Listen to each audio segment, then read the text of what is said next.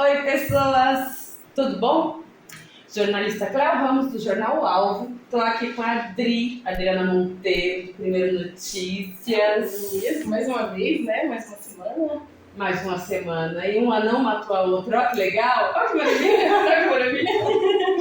O nosso convidado de hoje é pastor, CEO, empresário, marido exemplar, pai e avô. Ixi, coisa. Nosso querido Longo, nosso querido Alcionei. É isso aí, Cléo. Prazer muito grande estar aqui, viu, Cléo, Adriana e o Christian Timão. Tá certo? Prazer estar com você aqui hoje. E bacana poder compartilhar aí com vocês algumas experiências, algumas histórias e espero ser muito útil para aqueles que estão nos assistindo aí também. Ótimo, e vai, viu? Legal, prazer. Obrigado pelo convite. Imagina. Vamos começar pelo início. Vamos voltar lá. O Alcionei ele não nasceu num berço de ouro, não é verdade?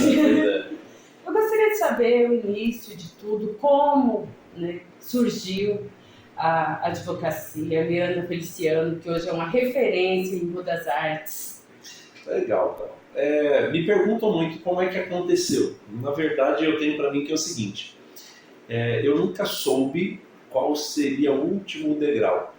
Como não sei ainda aonde eu vou chegar. Mas, na medida que as coisas vão acontecendo, os próximos degraus eles vão se desnudando, né? Eles vão se tornando mais visíveis. Então, por que eu decidi entrar na faculdade de Direito?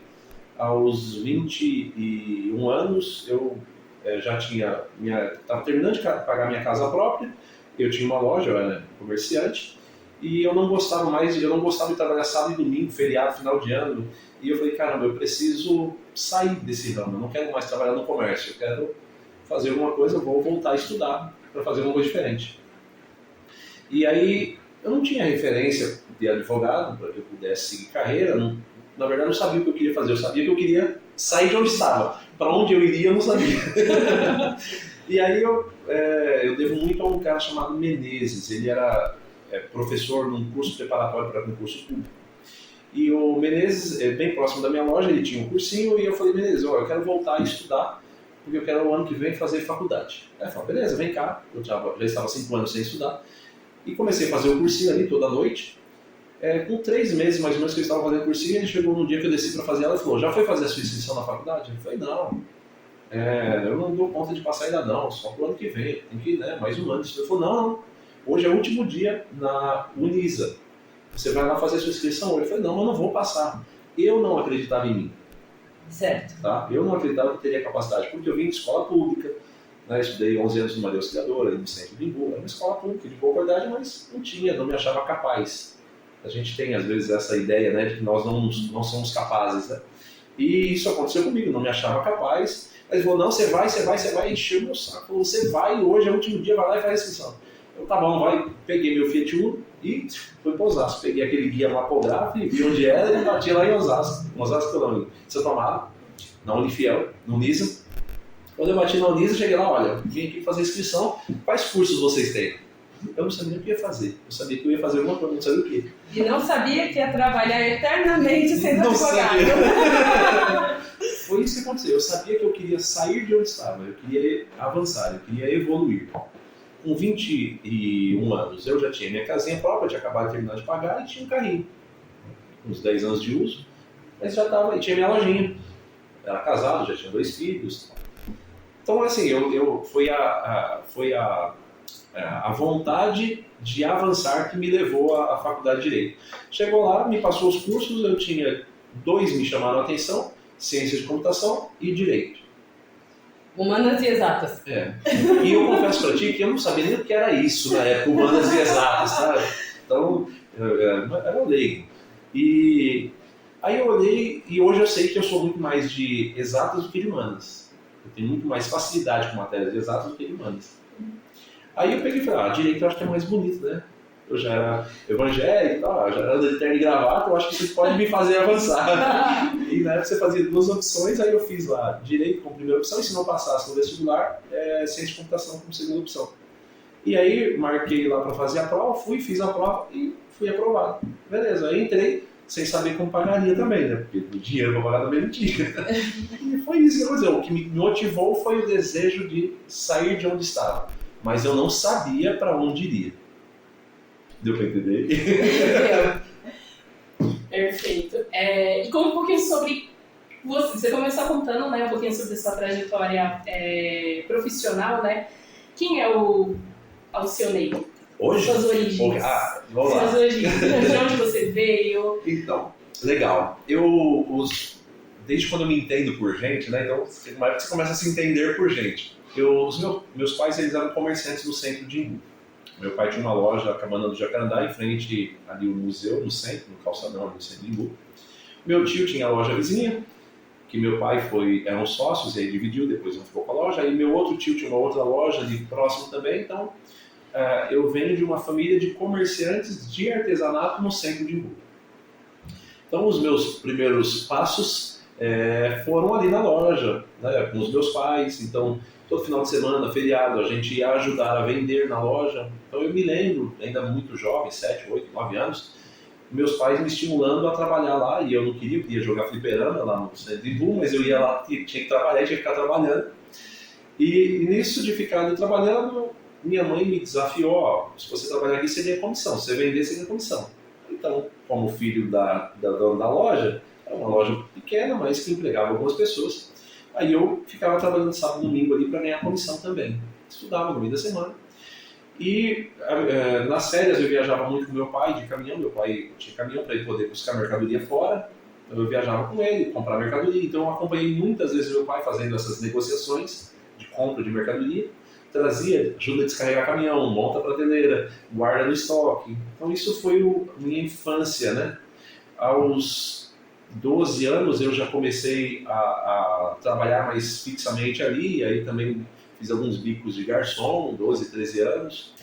E aí me lembro que uma fase eu comecei a fazer umas pulseirinhas com o nome das pessoas e fiz uma banquinha para mim na frente da loja do meu pai, comecei a vender. E aí tem uma história interessante, tinha um homem chamado, esqueci o nome dele, mas ele se vestia de palhaço ali no centro do Imbu, na praça. No domingo ele fazia palhaçada lá e o pessoal ajudava financeiramente. Ele veio falar com minha mãe, seu filho não quer ser o palhaço para trabalhar comigo? Minha mãe, legal, quer o seu? Eu falei, quero. Fui lá, me vesti de palhaço, minha mãe comprou roupa de palhaço e eu comecei a trabalhar de palhaço. Era o fofoca e eu era o futrica. Eu trabalhei de palhaço para ganhar dinheiro ali no domingo, no final de semana, no centro de Imbu. Aos 13 anos eu ganhei um videogame da minha mãe. 13, 14 anos. E foi interessante essa história. Eu tinha um Nintendinho e aí minha mãe falou assim, eu pedi pra minha mãe um videogame, ela falou, legal, mas é caro, aqui não tem, Mega Drive na época. Eu falei, tem o seu Mário, ele viaja pro Paraguai, deixa eu ir com ele comprar no Paraguai, porque eu vou pagar, na época era muito mais barato, e com 14 anos eu viajei pro Paraguai a primeira vez. O seu Mário foi meu tutor. E eu fui lá para comprar meu presente de Natal. Diga aí. Você era filho único? 4, Eu era o segundo, eu tenho uma irmã mais velha, mas com 14 anos minha mãe deixou eu ir no final de semana no seu Mário Paraguai e comprar meu presente de aniversário. E aí eu trouxe o Mega Drive e os meus amigos de escola, eu montei lá no meu quarto e aí eu trouxe alguns cartuchos. Chegando aqui, tava no sangue já ser comerciante. Na época não existia internet e para comprar cartucho era pelo jornal Primeira Mão. E aí aqueles cartuchos, enjoei, passei a final, o que eu fiz? Eu anunciei no Primeira Mão e o pessoal ligava e eu vendi. Aí vendi, eu falei, opa, legal, eu vou. Mãe, eu juntei um dinheiro aqui dos cartuchos, posso voltar no Paraguai para comprar? Pode. Bom, com 14 anos eu comecei a ser sacoleiro no Paraguai e com 14 anos eu já viajava 2 vezes por mês para o Paraguai para trazer cartucho para vender aqui em São Paulo. Coisa louca, né? E com 15 anos eu já tinha vários cartuchos, aí eu montei no meu quarto, eu ia para a escola, quando eu voltava da escola, eu montei no meu quarto, comprei umas prateleiras e o pessoal queria jogar o videogame que eu tinha, porque eu comecei a gerar um recurso, gerei um estoque de mercadoria, o pessoal queria jogar e eu comecei a alugar por hora no meu quarto para os colegas de escola, para eles, aí eles pagavam para jogar videogame na minha casa. Já nasceu empreendedor, então. 14 anos. Aí, com 15 anos, meus pais se divorciaram, aí eu saí de casa, me amiguei, minha ex-mulher, e montei uma lojinha. Fui morar nos fundos de uma loja lá, para cuidar da loja do meu pai, e montei uma lojinha para mim e comecei assim. Foi essa. Então, eu tive o privilégio de ter nascido num núcleo de empreendedores, entendeu? Que me estimularam desde cedo a não buscar emprego, mas a desenvolver um trabalho. Eu nunca fiquei angustiado por não ter emprego. Não sei o que é isso. Porque eu não sei, eu não dependo de emprego, nunca dependi de emprego, nunca dependi de salário. Eu fui ensinado a gerar riqueza. É louco isso. Eu vejo algumas pessoas, hoje eu emprego muita gente, tem mais de 30 colaboradores, mas as pessoas às vezes preocupadas com o salário. Eu não sei o que é isso, porque desde cedo eu vi meu pai gerando riqueza, comprando e vendendo. Ele buscava, vendia, e eu comecei a fazer isso também muito cedo. E foi essa minha infância aí, eu tive esse privilégio, né? Isso te ajudou Ixi, na advocacia, vamos colocar assim? demais. Nossa. Que bom. Mas demais, porque aí eu com 20, como eu disse, eu entrei na faculdade com 22 anos. Aí 21 para 22 eu entrei na faculdade. Quando eu entrei na faculdade, eu vim de escola pública. Quando os meus pais se divorciaram, veio uma crise financeira também. Meus pais quase perderam tudo, né? E eu já tinha saído de casa, inclusive nessa crise, fui morar nos fundos de uma loja, depois fui pagar aluguel numa casinha pequena. Passei muita dificuldade. E quando eu desci, só que dos 15, quando eu saí de casa, até os 22, nesses 7 anos, eu trabalhava de segunda a segunda, 365 dias por ano, das 8 da manhã às 7 da noite na loja e das 7h15 até as 10h30, 11 horas na escola, até eu terminar o ensino médio. Foi bem louco isso. Então eu trabalhava muito, eu nunca tinha tirado uma férias. Eu fiquei 7 anos, só que com isso, nesses 7 anos, primeiros anos ativos da minha vida, dos 15 aos 22, eu já tinha minha casinha e meu carrinho. Então eu já estava, por os padrões, né? Os meus amigos de 22 anos eu já estava bem pra caramba. Chegando à classe média. Já estava, eu era ascendente à classe média. Mas então veja, eu tive a minha base na loja dos meus pais e depois na minha própria lojinha. E eu nunca tive apenas um emprego, então mesmo com a minha lojinha eu trabalhava para outras pessoas, fazia serviços extras, continuava viajando para o Paraguai, enfim, eu fiz de quase tudo que você imagina, de garçom, sacoleiro, vender churrasquinho, eletricista, fazia serviço de eletricista, dei aula, você imaginar, eu fiz para gerar receita, né? Sempre, eu tinha família, era só eu que trabalhava. Quando eu entrei na faculdade, eu não queria trabalhar finais de semana. Meu objetivo, eu quero avançar e só o que eu sei eu não vou conseguir avançar. Não quero ir para o artesanato, porque também teria que trabalhar sábado, domingo e feriado. E eu vim, principalmente nessa época. Então eu não queria isso, porque eu nasci assim, a gente nunca tinha a oportunidade de viajar finais de semana, não tinha. Era loja. Aí eu falei, vou buscar o conhecimento para avançar. A faculdade de Direito, ela te dá 3 habilidades básicas, mas existem 2 outras que são essenciais para completar essas 5 habilidades que eu julgo essenciais para que um advogado seja bem sucedido. Hoje eu treino advogados, né? Então no escritório, hoje só no escritório de advocacia nós temos 25 colaboradores, são 12 advogados, então eu treino advogados também, formo advogados.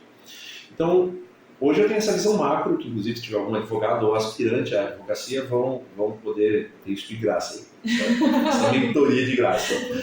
Faculdade de Direito. O que é importante para um advogado? Na Faculdade de Direito, 3 habilidades ele vai desenvolver. Primeiro, o conhecimento. O conhecimento do direito material e do direito processual. Que muda sempre. Exatamente. Mas ele tem o básico lá na faculdade. Tá. 30% do que ele precisa para o dia a dia. Triste. A faculdade dá a base, depois ele tem que continuar buscando conhecimento do direito material e direito processual. A faculdade também desenvolve uma outra habilidade, a capacidade de oratória, de falar em público. Porque você, como advogado, você é treinado na faculdade, há muitos seminários, simulados de tribunal de júri, então você é estimulado a melhorar a tua capacidade de se expressar publicamente. E é um trabalho do advogado falar em público. E uma terceira habilidade que ele desenvolve na faculdade é a capacidade de redação. Tanto é que para passar no exame de ordem, ele tem que fazer a prova da OAB e na segunda fase ele tem que redigir uma peça prática processual e responder 4 questões. Todas, então fazer um processo escrevendo manualmente. Então, na faculdade, 3 habilidades. Conhecimento do direito material e processual, capacidade de falar bem em público e a capacidade de escrever bem. Só que a faculdade dá a base disso. Só a base. Na oratória eu tive o privilégio de, como eu tinha loja, eu já na igreja, muito cedo eu comecei alguns cargos, então eu acabava já ministrando na igreja, era professor de escola dominical, então eu falava em público, isso já me deu um diferencial. Escrever, isso foi um diferencial que a faculdade me deu, e eu fiz depois vários cursos de redação, técnicas de redação, enfim. E o conhecimento jurídico eu continuei escrevendo, mas é só esse básico que a faculdade dá. 2 outras, isso aqui te torna um advogado mediano. Se você for muito bom nisso aqui, você é um advogado mediano que pode trabalhar num bom escritório, como empregado. Boa faculdade. Como um empregado. Agora, existem 2 outras habilidades que a faculdade de Direito nem te fala que você precisa ter e desenvolver, mas que são, na minha visão, essenciais para que o advogado tenha futuro e que ele possa ganhar bem como advogado. 2 outras habilidades. Primeiro, capacidade comercial, saber vender. Por quê? Eu estava acostumado a vender eletrônicos na loja, vender artesanato. Então você conhece bem o produto, a pessoa se agrada, você faz uma boa apresentação, fala da madeira, fala do produto, Sim. fala do eletrônico, dos recursos, legal, a pessoa compra. Agora, como é que você vende um serviço jurídico? Primeiro que eu não vou entregar nada tangível. Exato. Eu não vou entregar nada. Não é palpável. Não é palpável. Segundo, eu não posso nem prometer que aquilo que eu vou vender para você, eu vou entregar. Porque pode ser que você me contrate e eu perca. Então, vender o serviço jurídico é muito, mas muito mais difícil do que vender um produto. Porque você vende a expectativa de um bom resultado. O poder da barganha. A pessoa tem que acreditar em você. Você tem que trabalhar a tua autoimagem, a experiência dos outros clientes, eles têm que estar satisfeitos porque eles que vão recomendar. Falar, não, o cara é bom, pode ir lá que o cara é bom. Eu me lembro de uma frase que eu ouvi, olha, você conhece um bom advogado não é pelo tamanho do escritório dele, mas é pelos clientes que ele mantém. Porque um bom cliente, ele exige bons resultados. Se você não entrega resultado para o cliente, ele não vai ficar com você. De fato. Não é? Você tem que assegurar resultado. E na advocacia, como é que você assegura resultado se não é você que entrega o resultado? Quem entrega o resultado é o juiz. Você é apenas um meio para tentar alcançar o resultado. Então, o advogado, para que ele tenha sucesso, ele precisa ser um excelente vendedor. Não é bom, ele tem que ser excelente vendedor. Porque ele vai vender uma fumaça, uma expectativa de que algo vai acontecer de bom para ele, para o cliente. O cliente chega com um problema, angustiado, agoniado, deprimido com aquilo que está tirando o seu sono, e ele te procura por indicação de alguém, te encontra na internet, passa na frente do escritório, e diz, você tem que ter a capacidade de mostrar para aquela pessoa que você é capaz de trazer alívio para a alma e solução para o problema. É isso. Então, a capacidade de vendas. Onde é que eu aprendi isso? Não foi na faculdade de Direito. Deu para entender? Como a faculdade, como a minha vida anterior me ajudou como advogado, a experiência de vendedor, a experiência de ter nascido num lar de empreendedores, eu aprendi a vender desde cedo. Qualquer coisa.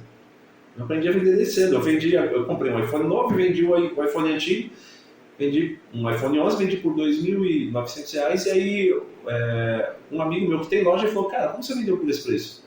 Eu falei, vende? Ele falou, mas tá muito caro. Eu falei, não sei, eu vendi, eu acho que era meu, as pessoas queriam comprar porque era meu, talvez pela procedência.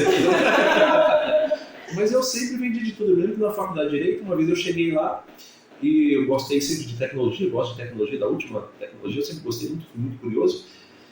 E aí eu cheguei e eu comprei um GPS iGo lá na 25 de março. Cheguei na faculdade, mostrei para os amigos, pô, bacana, você comprou? Eu comprei no fornecedor. Quanto você pagou? Eu falei, quanto eu paguei? Não. Você quer? Eu te vendo. Bom, já vendi pelo dobro do preço. Fez alguns pedidos, fazia a faculdade de Direito e vendi mais um monte de GPS iGo para os colegas da faculdade. Então, você vê, a faculdade de Direito não me deu habilidade em vendas, não me deu habilidade comerciais, mas a minha história de vida havia me dado isso. Desde berço. Desde berço. Então, isso foi uma... E hoje eu vejo que para qualquer advogado que queira ter sucesso, ele precisa desenvolver habilidades comerciais. Eu conheci muito advogado que tinha essas 3 habilidades, melhores que a minha, mas eles eram muito ruins comercialmente. Então, eles não ganhavam dinheiro, o escritório deles não crescia, eles não se desenvolviam. Deu para entender? E uma outra habilidade que eu julgo essencial também para que o advogado se desenvolva. Não é só comercial, mas é ser um bom administrador. Porque a maioria dos advogados, eles montam um escritório artesanal, é aquele que ele mesmo trabalha, é um trabalho muito personalíssimo dele com os seus clientes, é um trabalho muito artesanal. Eu chamo de artesanal porque é muito pessoal. Ele não escalona o seu negócio, tá? Porque é ele mais ele. Ele não treina, não administra recursos financeiros e humanos e escalona o negócio.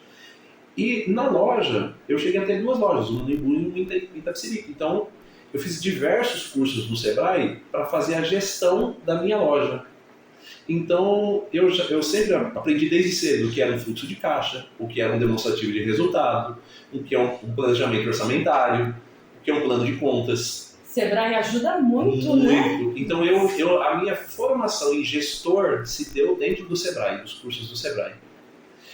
E isso não foi na faculdade de Direito. Eu aprendi onde? Porque eu tinha minha loja e eu queria ser um bom gestor da minha loja. E era. Então eu conhecia diversos indicadores de lucratividade, curva ABC, rentabilidade, custo fixo, custo variável. Eu tinha diversos indicadores da minha loja.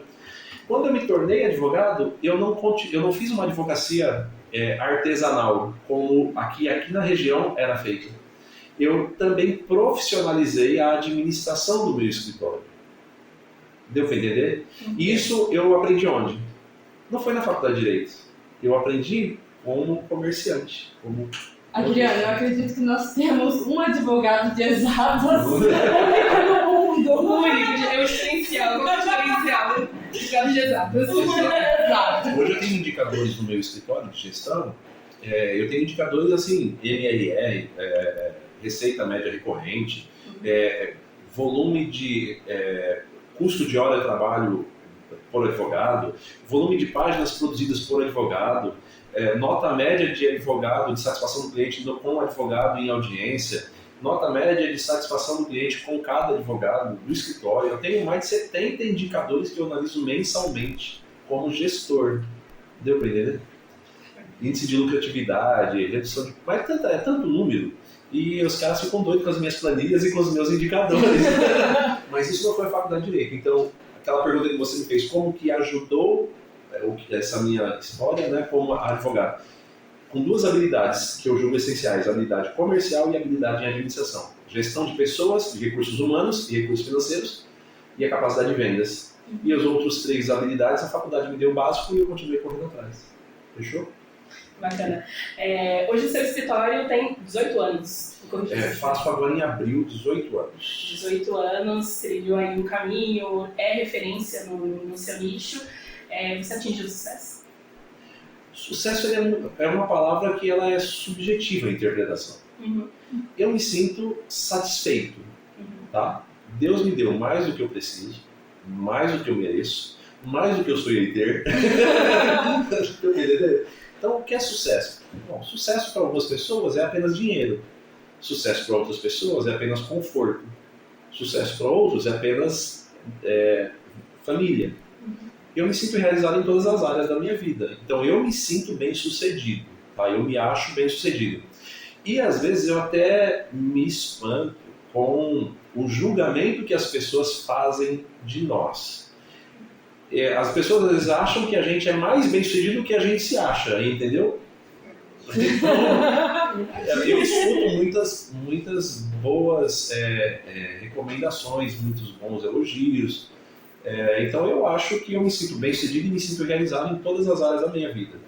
Família, trabalho, vida social, em todas as áreas eu me sinto bem realizado. Quer dizer que eu estou satisfeito?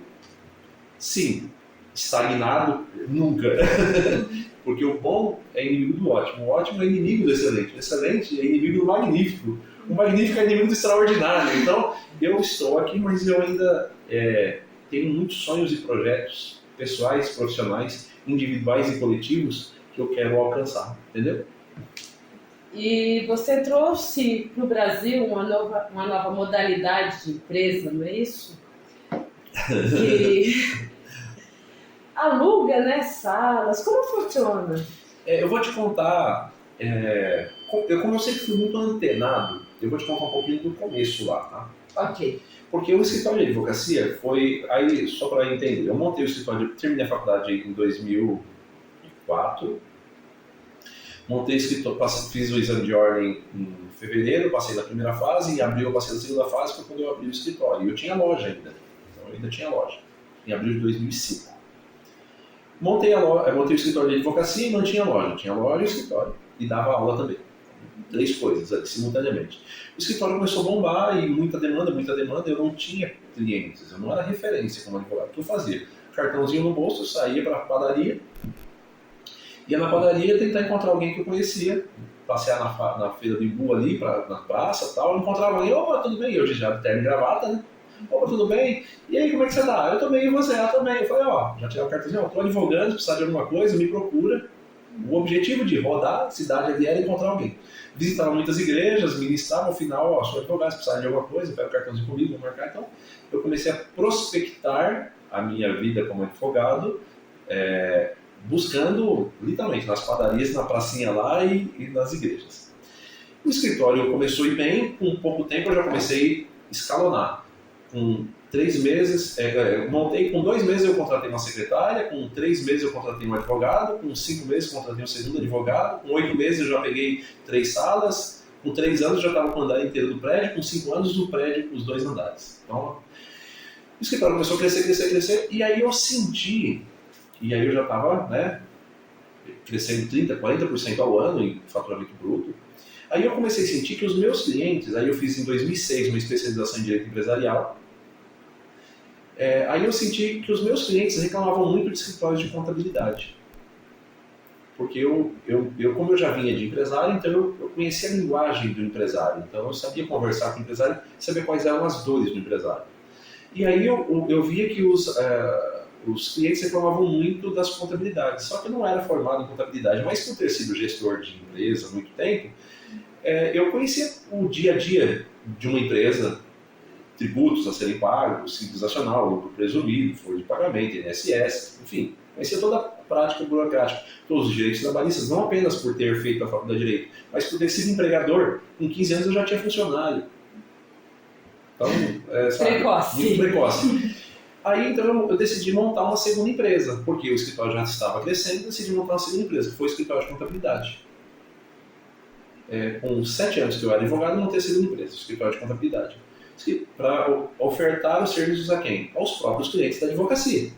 Porque empreender é nada mais do que identificar uma necessidade não atendida ou mal atendida e criar uma solução inovadora. Empreender é isso. Então eu identifiquei que havia uma necessidade dos meus clientes não atendida ou mal atendida e eu desenvolvi uma solução inovadora. Pronto. Sim. Comecei a captar cliente e o escritório de contabilidade começou a crescer. O escritório de contabilidade já estava indo bem, a advocacia estava indo bem. Aí surgiu uma oportunidade de eu comprar um imóvel ali bem pertinho do meu escritório. Nessa oportunidade, eu fui lá, comprei e aí eu fiz um projeto que eu vou fazer. Vou montar um prédio grande aqui e tal e vou fazer comercial. Só que era muito grande. Lá tem 711 metros de área construída. Quando eu comecei a desenhar os projetos, eu falei, caramba, mas eu não preciso de tudo isso para mim, é muito grande. E na ocasião, o meu escritório já era grande. E eu compartilhava com alguns parceiros, a exemplo de corretores, as minhas salas, inclusive a sala de reunião. E eu dizia, ó, se você precisar fazer reunião, usa aqui, não precisa pagar nada, usa aqui. Por quê? Eu trago para dentro do meu negócio, o fluxo de pessoas que são clientes em potencial. Então, depois no prédio, quando eu montei o segundo prédio, que foi a contabilidade, que ela começou dentro do meu escritório de advocacia, eu aluguei um outro prédio e montei ali do lado o escritório de contabilidade. Era muito grande. Já deixa o endereço. Era bem grande, eu vou deixar aí. O escritório de contabilidade era bem grande, então tinha algumas salas. Aí esses corretores que trabalhavam ali, eu subloquei algumas salas e eles usavam a minha sala de reunião. Só que o negócio foi crescendo, surgiu a oportunidade de comprar esse imóvel e aí eu falei, cara, mas é muito grande. Eu não preciso de todo esse espaço. Aí um amigo meu falou, Xarei, por que você não... Eu falo, conversando, né? A Bíblia diz que na multidão de conselhos há sabedoria, eu gosto de me aconselhar. Apresentei, cara, tô com uma ideia assim, o que você acha? Cara, por que você não monta um coworking? Coworking é isso. Ele falou, é um ambiente colaborativo de trabalho. Como funciona? Aí eu falei, legal, deixa eu ver. Google, coworking e tal, aí comecei a estudar. Bom, eu estava fazendo o projeto da construção. Quando ele me falou aquilo, eu falei, cara, bacana. Eu falei, vamos visitar alguns coworkings. comigo? Bom, ele pedi para ele agendar e eu fui com ele, esse amigo meu que trabalhava comigo, tínhamos projetos em comuns, e aí nós fomos visitar 3 coworkings em São Paulo, a WeWork, Beer Coffee e o BBCC, 3 coworkings. Como cliente, como advogado só, vim aqui para ter uma experiência, sou advogado, quero conhecer um coworking, explica para mim como funciona. Nos 3, me passa o orçamento, legal, fui no segundo, no terceiro. Os coworkings, eles começaram nos Estados Unidos, que é onde você passa do desejo de propriedade para apenas usar. Eu não preciso pagar para ter, eu pago para usar. Tá? Então, escritório, aqui vocês pagam para ter o escritório. Vocês, o escritório, contrato de locação, posto direto de vocês. Essa sala é usada quantas vezes por semana? Uma. Não poderia ser compartilhado com outras pessoas para cada um usar um dia? Redução de custo. Deu para entender? Então, ao invés de buscar pagar para ter, que é muito mais caro, você tem que pagar para ter e para manter. Você paga apenas para usar. Aí, isso surgiu nos Estados Unidos. E aí eu estava com uma viagem marcada para lá, falei, bom, estava indo para Nova York, vou visitar o WeWork, que é a maior rede de coworkings do mundo, vou visitar o WeWork lá nos Estados Unidos, Nova York. Visitei 2 unidades também, como cliente, me conta tudo, me fala tudo, para ter essa experiência. Quando eu voltei de lá, minha mente, aí papel. Aí fiz um business plan, um plano de negócios, de como seria, e pau na máquina, vamos construir o prédio e vamos montar o coworking. Quem era o meu primeiro cliente do coworking? Eu montei uma terceira empresa, que é o Miranda Feliciano Coworking. Aí era Miranda Feliciano Sociedade de Advogados, Miranda Feliciano Contábil e agora o Miranda Feliciano Coworking. Quem era o primeiro cliente do coworking? O meu escritório de contabilidade. Eu trouxe ele para cá. Aqueles corretores, aqueles parceiros que já utilizavam, eu falei, agora tem uma modalidade diferente, você vai usar uma estrutura muito melhor. Eu tenho auditório para 50 pessoas, eu tenho sala de reunião para 11 pessoas com TV Smart de 70 polegadas, eu tenho salas privativas, salas compartilhadas, eu tenho sala consultório, eu tenho tem toda uma estrutura, 2 lounges, bar, café, recepcionista, eu tenho toda uma estrutura para dar apoio ao teu negócio. E aí eu montei esse negócio que até então ainda era muito embrionário aqui no Brasil. Eu inaugurei dia 28 de fevereiro de 2020. 19 de março, fecha tudo quando a pandemia. Isso aqui é sorte, Não é o momento. Fecha tudo. Bom, já montei com uma taxa de ocupação bacana, né, mas ainda, aí vem e fecha tudo. Ficamos 3 meses totalmente fechados. Bom, foi retomando, e nisso que foi retomando, olha que interessante, muitas pessoas que trabalhavam na empresa passaram a trabalhar em home office, ou de forma híbrida. Muitos empresários descobriram que eles não precisavam pagar para ter e manter um espaço, eles poderiam simplesmente pagar para usar, porque muita gente quebrou. Então agora ele precisa reduzir custo. Sim. E o coworking é uma excelente estratégia para redução de custo. Então eu estava com uma visão à frente daquela situação, entendeu? À frente daquele momento. Enquanto as pessoas não estavam vendo isso, eu consegui, ver que isso poderia ser uma tendência. E eu me antecipei 2 anos para montar o coworking, para a construção do prédio levou quase 2 anos, montei quando começou a pandemia eu já tinha o coworking. A pandemia foi difícil, mas quando voltou a atividade, aí o coworking cresceu. Mas é a Miranda Feliciano que equipa a sala? Como funciona essa questão? Já esteve lá? Não. Eu vou deixar o convite tanto para você, Adriana, quanto para a Clara. Eu tenho já todos os ambientes mobiliados. Eu tenho todos os ambientes mobiliados, todos. Então, recepção, lounge bar, toda a limpeza a gente faz, internet, cadeira, mesa. Inclusive eu tenho uma sala de podcast. Gravação de podcast lá. Onde a pessoa vai e paga por hora, por dia, por mês, por semana. Ele vai pagar para atender a necessidade, ele paga para usar, não paga para ter e para manter. Aí eu tenho algumas experiências. Por exemplo, tem um cliente nosso, talvez você conheça, é uma agência de empregos. Essa agência de empregos, antes da pandemia, eles estavam fisicamente em 2 salas, gastando em torno de R$3.000 por mês para manter as 2 salas.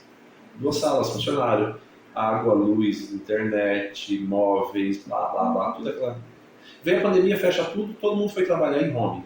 Quando voltou da pandemia, vamos agora formar de forma híbrida, não só em casa, não só no escritório. Mas, cara, a gente precisa pagar para ter e para manter esse escritório? Não. Quando me procuraram, eu tenho solução para você.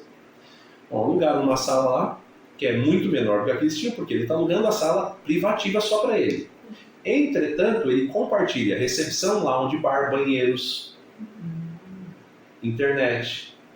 E eles trabalham hoje 2 dias por semana no escritório, 3 dias por semana em home. Custo caiu pela metade. Hoje eles estão num ambiente maior, porque tem uma baita de uma estrutura, melhor, gastando menos do que gastavam. Entendeu? Então, a gente fornece tudo do jeito que a pessoa precisa. O que você precisa? Eu tenho uma estrutura, eu monto para você. Se eu não tenho, eu adapto para te atender. Fechou?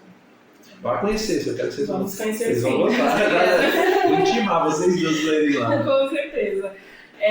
Alcione, conta aí sobre a sua vida pessoal, a sua vida profissional, né? Ainda vamos falar um pouquinho sobre isso, mas vamos falar sobre a vida política. Quando você chega na política? O escritório estava crescendo, né? Eu já contei aí, o escritório já estava crescendo, montei o escritório em 2004, logo o escritório começou a crescer. Na época eu já dirigi igreja, pastoreava igreja, então eu já era uma liderança comunitária como um pastor de igreja. Logo eu acabei também assumindo cargos de direção na igreja, secretário, tesoureiro, vice-presidente e tal. Então eu me tornei uma liderança religiosa além de um profissional. Em 2009, o meu escritório ele já era o maior da cidade. E referência. Ele já estava crescendo muito, muito rápido e já era o maior da cidade. Um político da cidade me chamou para apoiá-lo. Quem é? Eu falo. O Milton do Rancho. O Milton do Rancho, que também era empresário, me chamou, Alcione, tu saindo candidato a vereador, você não quer me apoiar? Tal? Beleza. Vamos fechar alguma coisa? Eu não quero dinheiro. Eu não preciso que você me pague para trabalhar para ti. Eu vou acreditando no projeto. Eu vou te dar resultado e a partir do momento que eu te der resultado, lá na frente eu quero abrir portas.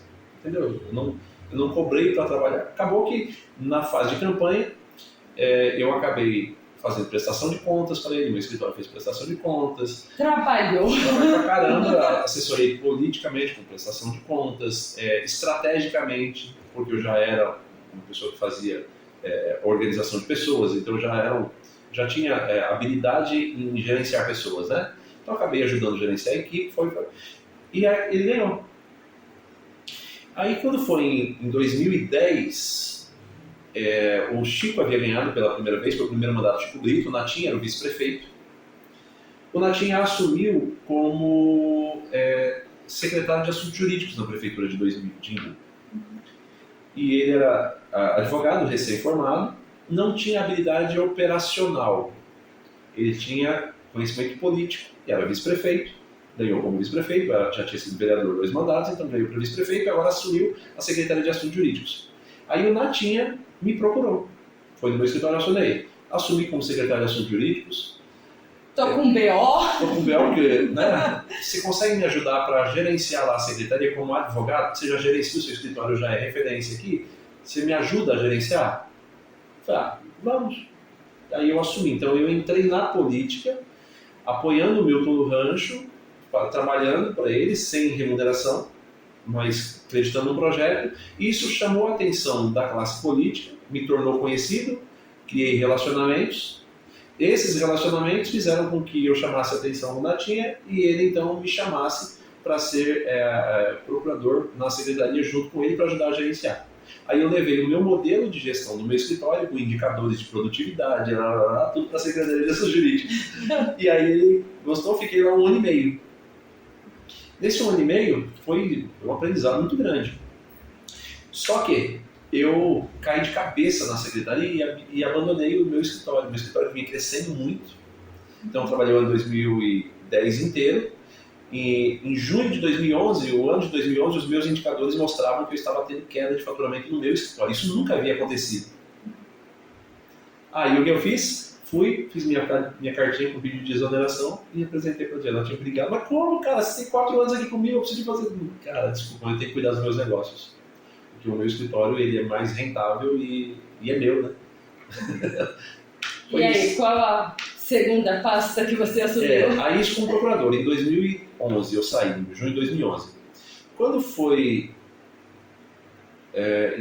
foi 2009, 2009, 2010... Não, foi 2009, a eleição foi em 2008, eu trabalhei em 2009 inteiro, junho de 2010 eu saí. Em 2012 teria eleição. O Natinha falou, beleza, Alexandre, já que você vai sair tranquilo. Cara, mas você sai candidato a vereador em 2012, daqui 2 anos? Ah, vamos pensar. Aí aquilo acabou descendo no meu coração. Aquela pernilongo da política me picou, né? E eu falei, eu acho que como vereador, como candidato a vereador, dá pra ir. E aí eu saí candidato em 2012 pelo partido do Natinha. Foi um cara que me introduziu dentro da administração, mas eu tocando no escritório. Saí candidato em 2012 e tive 1.403 votos. O Carlinhos do Imbu, que venceu a eleição naquela ocasião, teve 895 votos e entrou. E eu, com 1.400, 50% a mais que ele, eu não entrei. Partido, me partiu. Aí eu falei, não quero mais ser candidato a vereador. Descobri que também me desgastava demais. Nossa, muita gente pedindo muita coisa, todo mundo queria sugar minha alma. Eu falei, não dá, não quero mais. Isso em 2012. Aí eu coloquei no meu coração, não saio mais candidato a vereador. Mas em 2016, eu vou montar um partido político e vou fazer vereador na cidade. Aí, em 2012, saí candidato a vereador. Nesse momento, eu não assumi nenhum cargo. Quando foi...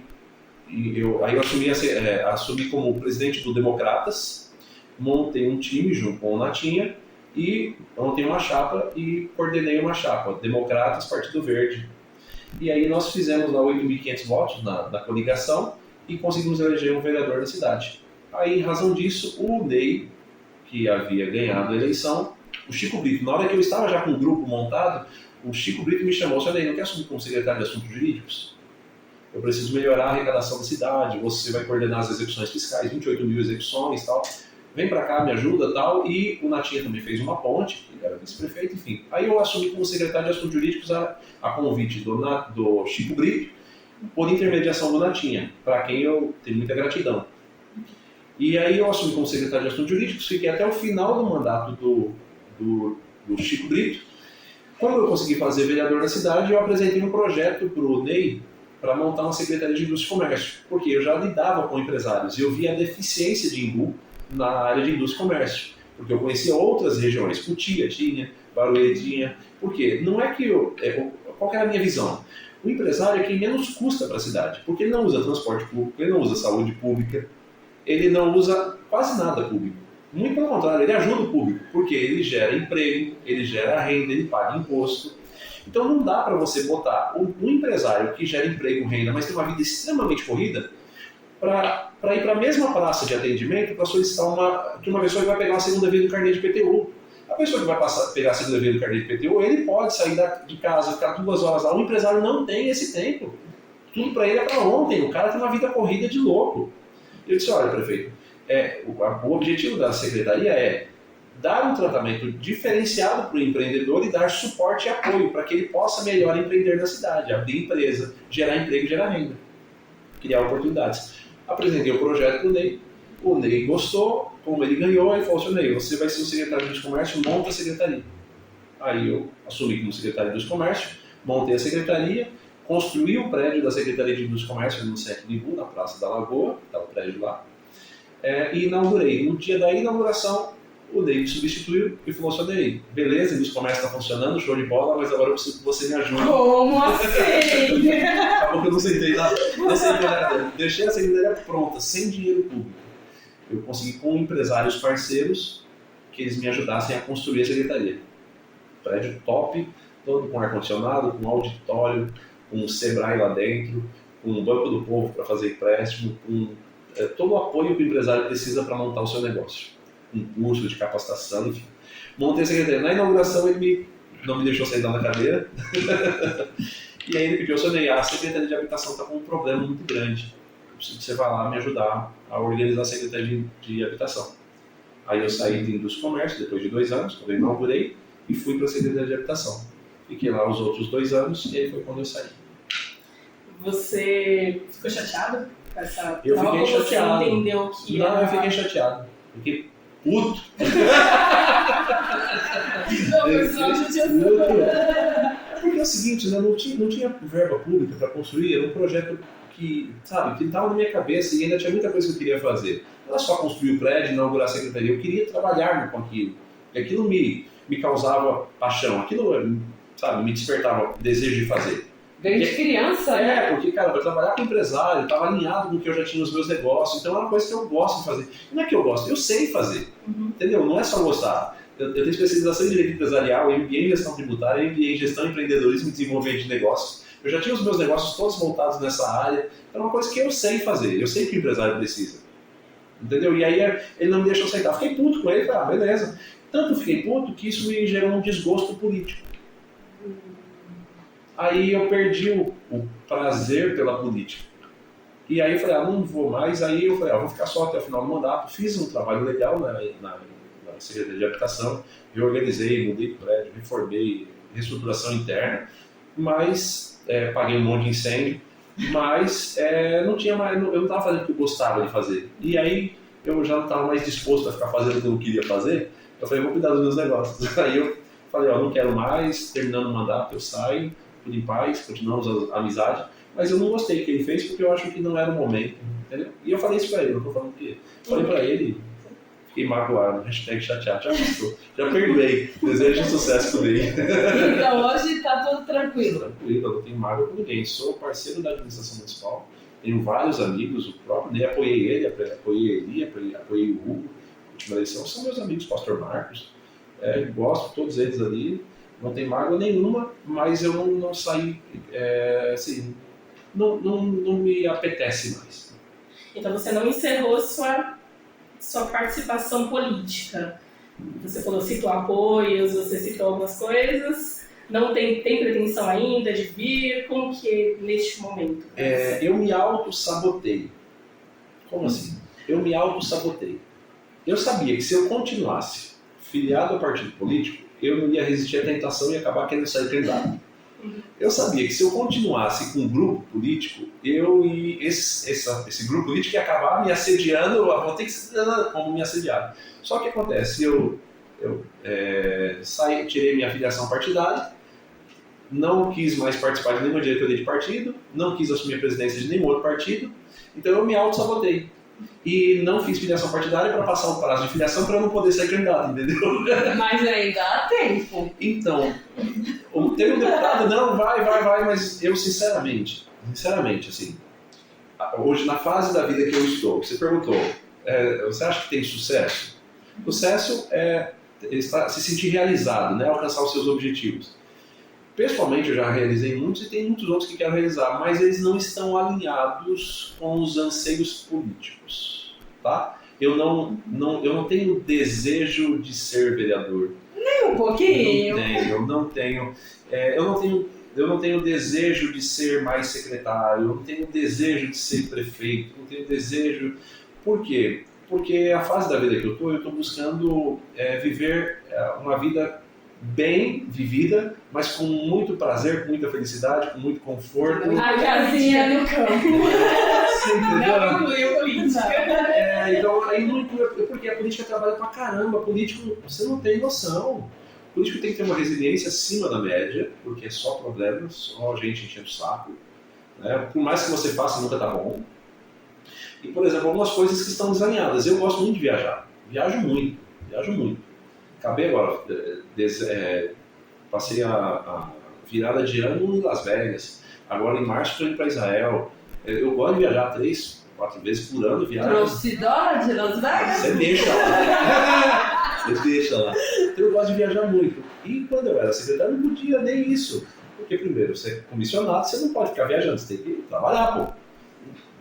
Você entendeu? Então... Você vai matéria no jornal. Você vai ser matéria no jornal.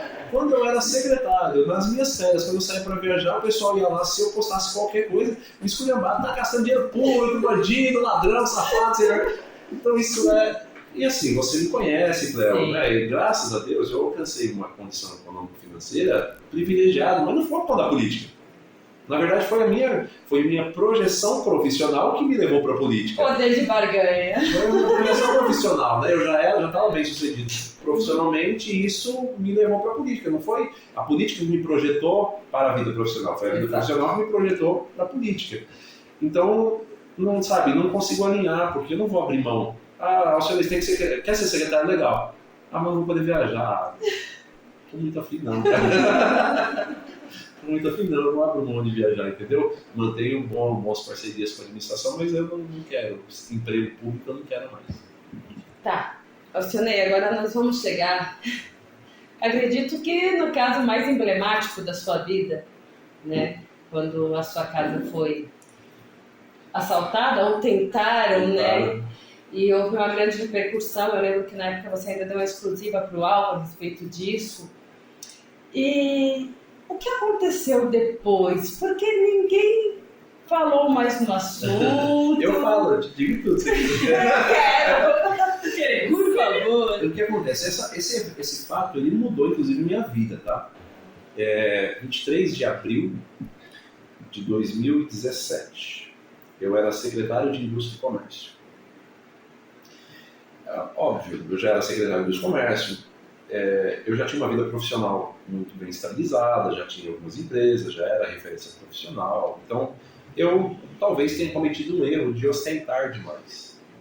Então, assim, eu tinha na garagem um Camaro, um Evoque, lancha na Marina, quer dizer que, de vez em quando posta alguma coisa, o pessoal... A política, você se envolve com muita gente também, que não presta, né? Você se expõe muito mais. Eu morava num condomínio no Limbo das Artes chamado Bosque do Imbu, que não tinha um nível de segurança tão bom. Se bem que eu digo, quando querem assaltar, entrar no Banco Central, no cofre do Banco Central, que dirá em qualquer casa. Se quiserem roubar, vão roubar. Mas como eu ostentava demais, eles achavam que eu tinha dinheiro. Né? Achavam. Na verdade, eu não tinha dinheiro, eu tinha patrimônio, tinha negócios. Dinheiro, eu nunca guardei dinheiro em casa. Nunca. Dinheiro em espécie, eu nunca guardei. Talvez alguns relógios bons, joias. Inclusive, depois eu descobri que o motivo da tentativa de assalto foi uma coleção de relógios que eu tinha. Dentre os relógios que eu tinha um Patek Philippe, que custava mais de $10 mil, um relógio caríssimo, todo de ouro e tal. Eu descobri que às vezes eu andava com aquele relógio, quer dizer, pô, filho. Eu acho que ele pode. Nem de relógio eu sou. Não, hoje eu uso, mas aquele trauma foi tão grande, eles iam levar toda a minha coleção de relógio, acabaram largando lá dentro de um saquinho, largaram na hora do tiroteio.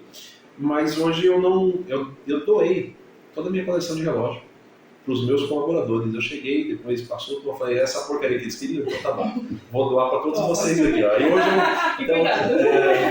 eu dei minha coleção de relógio para os colaboradores, fiquei com o outro só, vendi alguns. E hoje eu ando de relógio, que hoje eu esqueci, mas hoje eu ando com um Apple Watch ou com um Daniel Wellington que eu comprei fora, que era aquele relógio em moedinha bem pequenininho e tal, uma Daniel Wellington, uma marca. Mas não é relógio caro, é relógio de $200, $300, tá? O Apple Watch também é isso. Então, mas aí, eu acho que esse erro que eu cometi de ostentar demais chamou a atenção dos bandidos que falaram, vamos pegar. É lá. Aí num domingo à noite, eu estava chegando em casa e aí eu cheguei com o Camaro, tinha saído com o Camaro, eu tinha ido jantar, saí quando eu estava sozinho no meu carro, minha esposa tinha saído com os filhos para a igreja e só o meu outro filho é quem estava em casa. Quando eu cheguei, eu vi o carro dele e eu cheguei com o Camaro, que eu entro, eu olhei e falei, tem coisa errada. Por quê? Eu deixava as luzes de fora da casa todas acesas e as de dentro apagadas. Quando eu cheguei em casa estava ao contrário, as luzes de casa estavam todas acesas e as de fora estavam todas apagadas. Eu olhei e falei, achei estranho. Só que excesso de confiança, eu estava com a arma no carro, coloquei no bolso e desci, mas o que eu tinha que ter feito, né? Sai fora, liga pro filho, chama a portaria, segurança, olha, eu vou entrar, eu estou achando que tem uma coisa errada aí na minha casa, porque não estava assim. Não, excesso de confiança, esse fato armado, se vier, dane-se. Louco, né? Louco. Sim. Bom, na hora que eu tô a casa era muito grande, terreno 1.600 metros, a casa mais de 400 metros. Quando eu tô na garagem, tinha os carros, tava o Camaro, tinha uma Tucson, um Mini Cooper e a Tucson. Tinha 3 carros. Eu desci, passei por trás, quando eu tô indo, 3 pessoas vêm, assalto, e apontando arma. Mas eles estavam uns 8 metros assim, de distância, 2 segurando pistola e um com fuzil. Eu estava atrás dos carros, eles do lado de lá e do lado de cá, tudo escuro. Eu levantei a mão e falei, cara, me ferrei. Só que como eles estavam do lado de lá e estava muito escuro, tinha a casa era varandada em volta, e eles foram passar e estrupicaram naqueles joguinhos de stroke que tinha. Porque eles estrupicaram, eles baixaram as armas para arrastar. Inteligente! E eu tava com a arma no bolso. Aí na hora que eu tava com a arma, o que eu fiz? Eu baixei a mão aqui assim, por trás de uma coluna, saquei da arma e falei, vou dar tiro e vou correr. Dei 2 tiros e corri. Mas eles, na hora que viram pipoca, eles caíram, baixaram, levantaram e metralharam. Me deram mais de 30 tiros. Acabou a munição, eu estava com uma PT-380 com 8 tiros, era uma arminha pequenininha de bolso. Eles com cada pistola com 15 tiros e um fuzil com 30. Me deram quase 30 tiros e aí acabou minha munição, eles me cercaram, os 2 estavam com a pistola correndo, o fuzil me cercou atrás de uma palmeira, que eu não consegui fugir. E aí acabou a munição deles também. E aí foi quando eu tomei o tiro. Nessa troca de tiros, eles me acertaram um tiro na canela de fuzil, 5,56. Ricocheteou, entrou na canela. Aí fui baleado. Bom, acabou que ali eles fugiram também. Desse tiroteio, o meu filho tinha sido, depois eu descobri que meu filho tinha sido, pegaram o meu filho, ele estava chegando em casa, amarraram ele no closet e estavam limpando a casa. Quando eu cheguei, eu perguntava ao meu filho, quem está vindo? Aí meu filho falou, pelo ronco do carro é o Camaro, é meu pai. Deve estar com a minha mãe e as minhas irmãs. Na hora que os caras saíram, meu filho começou a ouvir aquele tiroteio, foi 1 minuto de tiroteio. E aí meu filho amarrado, falou, bom, mataram toda a minha família. Meu filho conseguiu desamarrar, pulou um muro lá de 3 metros e fugiu pelo meio do mato, achando que tinha matado a família inteira. Desculpa. Imagina, pode tomar uma água, respira. Até hoje você vê, isso é bem... É por isso que eu digo, mudou completamente minha vida. E aí nisso o meu filho fugiu e aí eu acabei tomando um tiro, os bandidos fugiram, eram 7. Eu troquei tiro com 3, eles fugiram e eu baleado ali, aí me socorreram e tal. E foi isso que aconteceu. Aí depois eu descobri que meu filho tinha sido... Eles iam sequestrar meu filho, já tinham sequestrado meu filho. Depois que isso aconteceu, aí deu mídia, né? Por que deu mídia? Porque eu era secretário municipal, né? Tiroteio. Influente na cidade. Tiroteio, vai. Aí fui levado para o hospital. Bom, metropolitano, aí virou um caos, né? Imagina, Globo, SBT, Record, Band, no dia seguinte minha cara estampada em todos os jornais, aquela loucura, aquela maluquice. Eles fugiram e aí, processo criminal, e assim foi. Prenderam 2, daí 4 meses depois, essa mesma quadrilha, eles foram roubar aqui no Morumbi, numa casa, e eles trocaram tiro com a polícia e mataram 10 da quadrilha.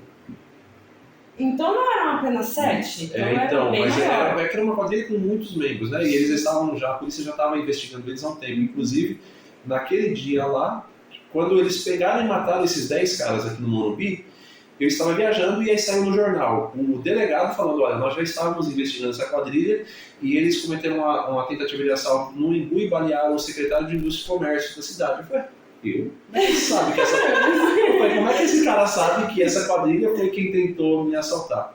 E a mídia estava pegando de pau em cima da polícia porque eles mataram os 10 bandidos. Entendeu? Então estava dizendo que foi excesso da polícia, excesso da polícia, excesso da polícia. Quando eu vi ele falando que nós já estávamos investigando e eles tentaram assaltar, nós, sabe, é a mesma quadrilha, eu liguei para o delegado. Falei, olha, eu sou... O que está acontecendo? Como é que você sabe? Ele falou, vem aqui que eu te conto. Aí eu fui na delegacia conversar com o delegado. Ele falou, olha, nós tínhamos uma escuta. Naquele dia nós daríamos um flagrante na tua casa. Nós estávamos nos dirigindo com toda a equipe para lá. Quando nós estávamos chegando, o carro saiu. Aí nós soubemos pelo Copom que havia tido a troca de tiros em que você havia reagido. Mas naquele dia nós daríamos um flagrante, porque nós tínhamos um rastreador no carro deles. Nossa! Aí eles sabiam e eles continuaram acompanhando e foi aí que eles pegaram eles no Morumbi. E mataram os 10. Aí eu falei, não, já que aconteceu isso, eu falei, eu vou defender a polícia porque eu vou... Aí estavam lá fora, aí eu expliquei o caso, aí eu dei entrevista para alguns, foram lá na casa onde aconteceu, aí saiu no Jornal Nacional, falando, ó, eu fui vítima, tal. E aí a mídia meio que parou de perseguir os policiais achando que eles tivessem agido com excesso, porque de fato os caras eram terríveis, né? Sim. E aí o processo criminal continuou rodando, nessa investigação foram presos 2 e tivemos audiência o ano passado, a última audiência. Mas acho que eles vão ser condenados, tá? Então, boa parte morreu nessa tentativa de assalto no Morumbi e o restante 2 foram identificados e estão sendo processados, foram presos, estão em liberdade provisória e tivemos uma audiência de instrução no final do ano passado. Eu não reconheci ninguém, mas o meu filho, que ficou amordaçado, né, que ficou no cativeiro com eles, o meu filho reconheceu os 2 que estão presos. É isso aí. É isso. É isso. Louco. A gente até colocou uma caixinha, né, de perguntas, né, e as perguntas foram só... Até nem vou ler as perguntas porque já respondeu aí, as pessoas sintam... Uma coisa que me deixou muito chateado nessa tentativa de assalto é, por exemplo, um jornalista da Globo, miserável, esqueci o nome dele, o que casou com a ex-mulher do Roberto Justus. Eu esqueci o nome dele. Não lembro. Trária. César. Esse traste miserável, ele falou, tem que investigar direito. Ele, saiu na mídia, né, que eu resolvi assalto, troquei tiro com eles, que foram de fuzil. Eu falei, tem que investigar direito, porque assim, tem alguma coisa errada. Ele falando, não, como é que vão assaltar uma casa com fuzil? É capaz dessa pessoa, desse advogado, estar envolvido em coisas erradas, tal. E começou a esculhambar em rede nacional. Imagina, eu quase morri. A vítima. Tomei um tiro e o desgraçado ainda questionando a minha idoneidade, achando que eu estivesse fazendo alguma coisa. Eu fiquei puto da vida desse cara. Falei, cara, eu não sei se, quase morri, meu Deus do céu. Então, isso me deixou muito chateado, porque não só ele pensou isso. Depois eu ouvi comentários, o Alcionei está envolvido em coisa errada, para tentarem matar o cara. Isso, na verdade, foi lá para matar ele.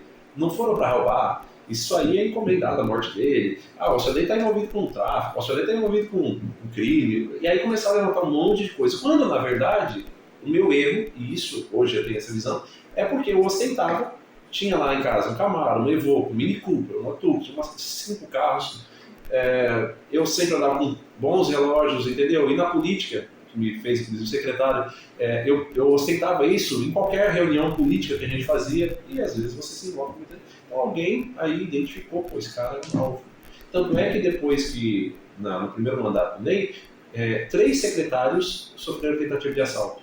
Eu fui o único que não roubaram. Mas 2 outros secretários, não vou falar o nome aqui, mas 2 outros ficaram reféns e judiaram pra caramba deles. E roubaram a casa deles e judiaram deles. Alcionei, o que mudou na sua vida depois desse episódio?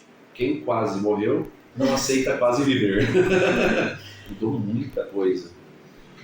Porque eu estava numa fase de depressão ali, muito trabalho, tolerando muita porrinhação, muita gente que não gostava, mas você tem que conviver e tal. Quando aquilo aconteceu, eu falei, eu quase morri, não quero mais quase viver. Aí eu decidi parar de tentar agradar só os outros e cuidar um pouco mais da minha saúde emocional e mental. Entendeu? E aí eu rompi uma série de coisas. Rompi diversos relacionamentos que não me faziam bem, rompi vários negócios que não me faziam bem, rompi locais que eu frequentava que não me faziam feliz. Então, eu passei a me priorizar em detrimento dos outros. Eu estou mais preocupado com a minha satisfação pessoal, com a minha felicidade, do que como você vai julgar o que eu estou fazendo, entendeu? O que você acha de mim é problema seu, não é meu. Você entendeu? Então, mudou a minha forma de ver a minha vida. Eu não tenho a segunda chance de viver. Você vive essa vida. Ou você vive feliz, né, bem, satisfeito, e por que eu ostentava? Psicologicamente se explica isso. Era um refúgio.